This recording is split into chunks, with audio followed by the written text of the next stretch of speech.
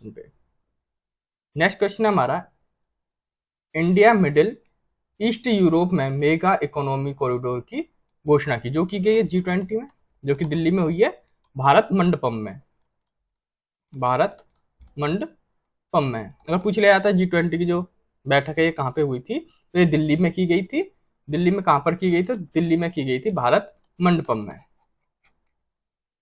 G20 शिखर सम्मेलन में India middle east Europe में इकोनॉमिक कॉरिडोर का शुभारंभ की जो घोषणा है G20 सम्मेलन में हो गई है। इकोनॉमिक कॉरिडोर में शिपिंग और रेलवे लिंक शामिल होंगे। इसमें शिपिंग भी शामिल होगी, शिपिंग यानी समुद्र के माध्यम से, और रेलवे लिंक यानी रेलवे के माध्यम से आयात निर्यात किया जा सकेगा, जिसमें से भारत और यूरोप के बीच में जो व्यापार है, भारत और यूरोप के बीच में जो व्यापार वो 40% तेज हो जाएगा। इसका उद्देश्य व्यापार को बढ़ावा देना और ऊर्जा संसाधनों का परिवहन और डिजिटल कनेक्टिविटी में सुधार करना है। इस कॉरिडोर में भारत, संयुक्त अरब अमीरात,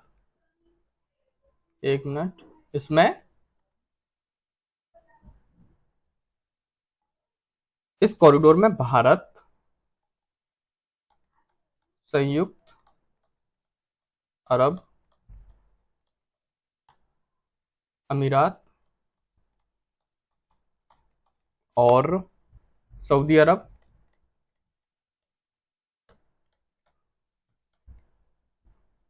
यूरोपीय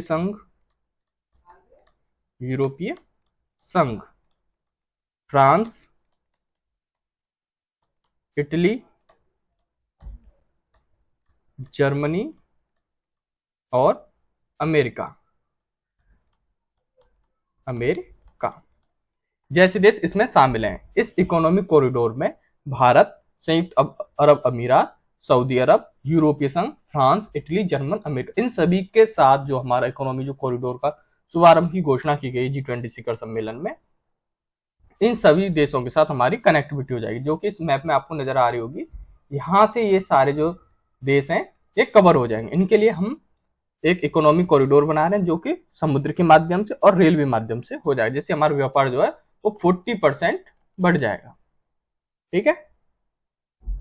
नेक्स्ट है हमारा, G20 ने हरित विकास संधि को अपनाया, जो कि G20 देश जो थे उन्होंने हरित विकास संधि को अपना लिया है। G20 नेताओं ने पर्यावरण और जलवायु परिवर्तन की चुनौतियों से निपटने के लिए आवश्यक कदमों में तेजी लाने के लिए हरित विकास जो समझौता है उसको अपनाया गया है।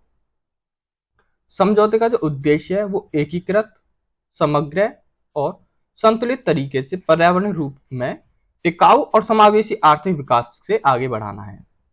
हरित विकास जो है उसका समझौता में प्रत्येक राष्ट्र के समर्थन में हासिल किया गया था। ठीक है, जो कि G20 के नेताओं ने इसे अपना लिया, हरित विकास संधि को, पर्यावरण। ठीक है। पीएम मोदी ने ग्लोबल बायोफ्यूल्स एलायंस यानी कि जैव ईंधन गठबंधन शुरू किया है।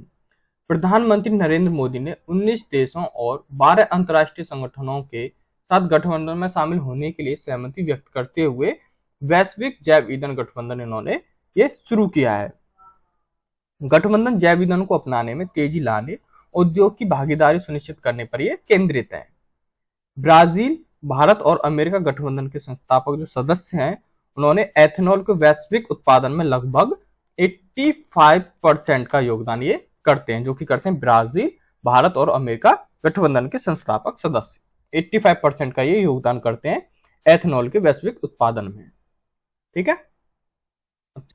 नेक्स्ट है हमारा, G20 नेताओं ने गोवा रोड मैप और ट्रैवल फॉर लाइफ कार्यक्रम का समर्थन किया, जो कि किया G20 नेताओं ने।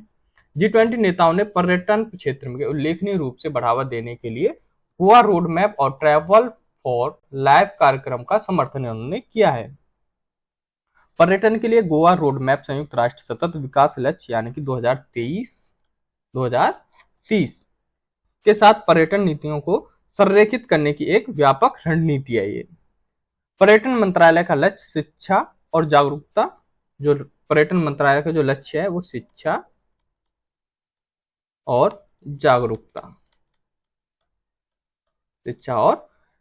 अभियानों के माध्यम से गोवा रोड मैप के कार्यान्वयन में सुविधाजनक ये बनाता है।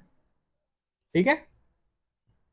नेक्स्ट है हमारा G20 नेताओं के शिखर सम्मेलन में नई दिल्ली घोषणा को अपनाया गया। नई दिल्ली घोषणा को अपनाया गया। नई दिल्ली घोषणा की सभी विकासात्मक भू राजनीतिक मुद्दों पर 100% सर्वसम्मति के साथ इसे अपनाया गया था। G20 शिखर सम्मेलन में भारत ने दिल्ली घोषणा पर गतिरोध तोड़ने के लिए यूक्रेन संकट पर एक नया पाठ प्रस्तावित किया है। घोषणा पत्र में मोटे तौर पर 5 प्रमुख क्षेत्र जो है वो केंद्रित हैं, यानी कि मजबूत, टिकाऊ, संतुलित और समावेशी विकास को सतत विकास लक्ष्य यानी कि SDGC पर प्रगति से तेजी लाना है। ये इनके 5 प्रमुख क्षेत्र केंद्रित हैं, यानी कि जैसे मजबूत, टिकाऊ, संतुलित और समावेशी विकास और सतत विकास लक्ष्य यानी SDGs पर प्रगति पर तेजी लाना है। ये इनका दिल्ली घोषणा को अपनाया गया है G20 शिखर सम्मेलन में। नेक्स्ट हमारा यूके के PM ऋषि सुनक, जो कि भारतीय मूल के, जो कि प्रेजेंट में यूके के PM है। PM ऋषि सुनक ने ग्रीन क्लाइमेट फंड के लिए $2 अरब की सहायता की घोषणा की, जो कि गई G20 शिखर सम्मेलन के द्वारा की गई। ग्रीन क्लाइमेट फंड के लिए $2 अरब की सहायता प्रदान। यूके के प्रधानमंत्री जिनका नाम है ऋषि सुनक जो है जलवायु परिवर्तन से निपटने में कमजोर देशों के साथ समर्थन करने के लिए संयुक्त राष्ट्र के ग्रीन क्लाइमेट फंड यानी कि GFC को $2 बिलियन अरब देने का इन्होंने वादा किया है, जो कि यूके के PM ने किया है। G20 नेताओं के पर्यावरण और जलवायु परिवर्तन की चुनौतियों से निपटने के उपायों में तेजी लाने के उद्देश्य से एक हरित विकास समझौता भी अपनाया है। यूके ने 2021 से 2026 तक अंतर्राष्ट्रीय जलवायु वित्त में $14.4 बिलियन खर्च करने का वादा इन्होंने किया है 2021 से 2026 तक।